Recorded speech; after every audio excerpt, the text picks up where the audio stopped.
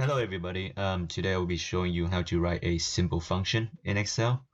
It's a custom function, and what it does is essentially add all of these values up.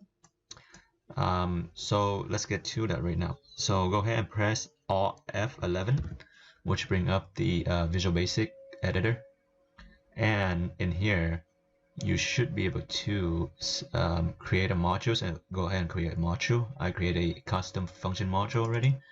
So if you go into that, it should take you to a blank page, and from here you can write your own function. So the function we're going to write is adding all of that value, all of that x, y, and z value together.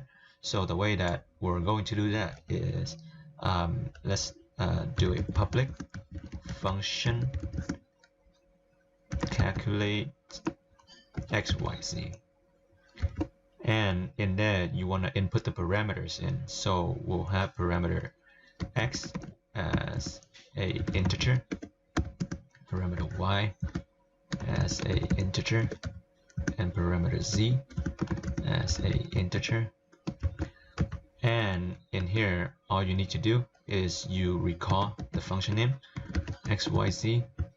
You assign that function name to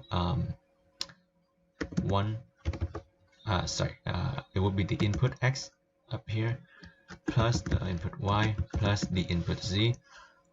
So basically what this is saying is you take all of these parameters input right here, x, y, and z, and you put it here, and you calculate the value here, you assign it to the function name, and the function name will return the calculated value for you.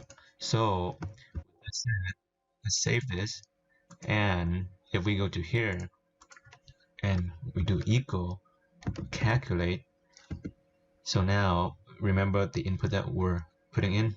So let's do 1, 2, and 3.